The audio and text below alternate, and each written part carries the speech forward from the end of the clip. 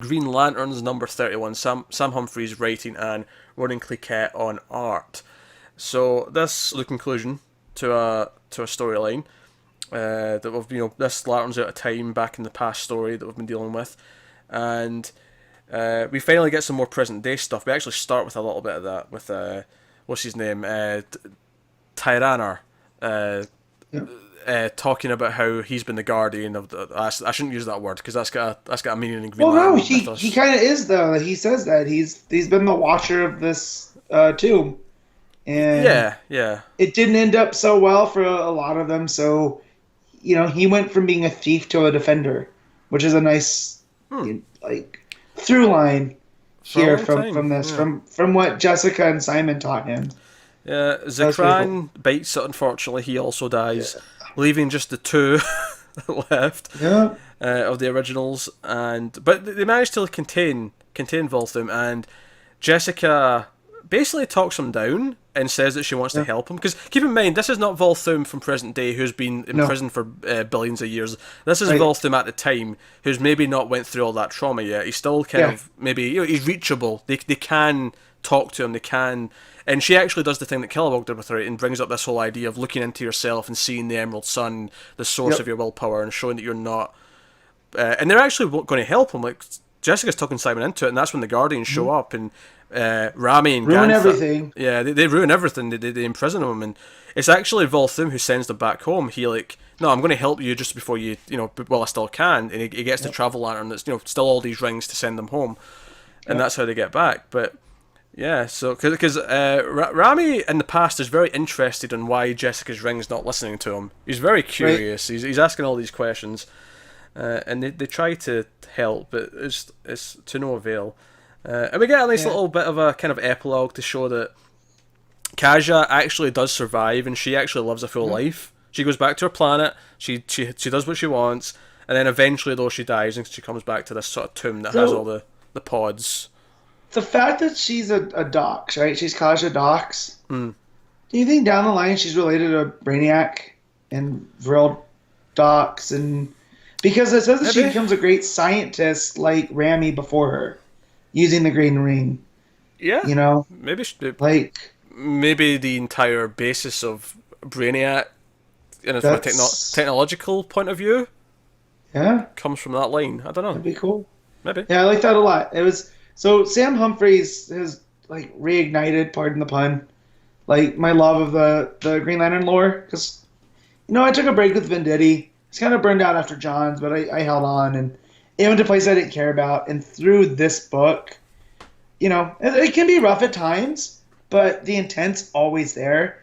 And at the beginning of this, all I said I got tired of the different color core, but the way that Humphreys used it with Volthoom, and we saw because he brings up here like because he was in such a panic and trying to get back and consumed by fear, he really only tapped into one end of the spectrum. And when he taps into the opposite side of the spectrum, the love, compassion, and hope, versus fear, greed, and rage and anger, he's able to finally be at balance, and that's when Jess is able to break through to him. So I Yeah. thought that was a really cool, that's what Johns had set up, and now we have someone else taking that the next step, like the Emerald Sun. That's such a cool concept. It makes me wonder as well. Like, so does Voltham of present day now remember this encounter? Does he remember Yeah, helping them? Does Rami of present day remember meeting them in the past now? Like, right. it's interesting. Like, how? Um, so no, I'm curious about that. Like, but no, it's fun. And when they come back and there's like Tyranny are so like happy to see them, and it is this kind of old friend mentality. And of Yep. course, he gives Simon his ring because Simon needs Yep. a ring, and he hands it over. He passes the torch, as it Yep. were. Uh, but then he's not gone though. He's given his strength back, and he's going to go with Rami to go and search for these other 5 rings, which are still out there. Yep. So now Simon and Jessica both have one of the original rings, which is pretty cool. Which stands them out against the other lanterns. Yeah, it does. It gives them a unique bond. And Yep. then on top of that, they're told that, well, given that Earth is now the centre point, the creation of where this all happened, that needs to be protected. That's where things could go back to. So you're on your way back to Earth. So Yep. we've had our time and space. We've had our fun kind of cosmic story. but we're going back to Earth with these lanterns, which I'm glad, because I like the idea of having some lanterns on Earth policing the Earth. Always. Yeah. Yeah. So no, I'm cool. This was. I really feel like Humphrey's arc here really got better as it went. He's got another sort of wrap up issue, I think, to go, but I think he's really did get better as he went. Like, as it went on, I cared more about the characters. The stories got better as we went, more or less. And I think this final one definitely was his best out of the entire run. Yeah, I also really liked his Dr. Polaris one, with him trying to save his brother. Yeah, that was a fun little arc, yeah. That was a fun arc, and then the Scarecrow arc on top of it. It was like, it was the Green Lanterns doing superhero things, and that was cool. That had been missing for so long because were just space cops, and you know, and beyond the space cops, there was this big space opera things, and this kind of tied it back down to character. And to be fair, we're not saying that we shouldn't have that as well. That's a part of Green Lantern that should be there, but.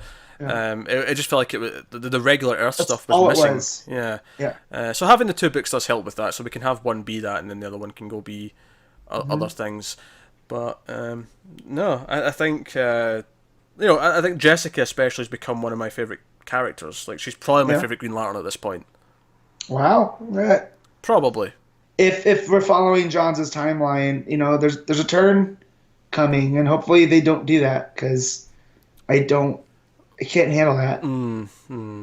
Yeah, but she's went through a lot of growth, and I think we very rarely have characters who suffer from anxiety in this way that she has, and she's grown from that. And I've never suffered from anxiety really myself, but from people who have, I've seen reactions on Twitter and things like that. People seem to really be responding to it and seeing kind of reflections of their own experiences, and that's really cool. So. And I like how it's always there for her.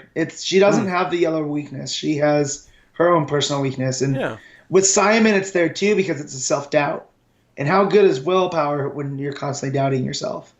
But here, you know, he's able to overcome that, and even without rings, you know, kind of to save the day. So they all choose him because of that. It's really cool. I'm gonna miss Humphreys. I mean, it's cool that he gets to go to Nightwing, and now Seeley gets to come to Green Lanterns, and I guess I love his take. Like, he's been writing Nightwing for the good part of 3-4 years through Grayson and now Nightwing, and I'll miss him. But I think, you know, at the same time, I'm actually kind of interested in seeing what each of those guys do with these books the other way around. Like, you know, the fresh takes, and does Lanterns have a slightly different tone? Does Nightwing have a more adventurous tone because it's him now instead of Seeley? Right. Like, well, and we know that Seeley has a knack for big groups of characters, because he introduced the runoffs in Nightwing, or reintroduced him, however you want to think about that. So him kind of maybe playing with these characters that Humphrey set in with her sister and Simon's family, and then Rami and Tyranir, however you pronounce it, you know. Tyranir. This is the problem with comics. You never get to hear someone say it out loud. Yeah. But so now, and obviously he's left Volthoom out there to be used if Seeley's going to want to do that, but no. So we got another one of his issues left. I think it's just one left, and then we're on to Seeley. So that has been Green Lanterns by Humphreys.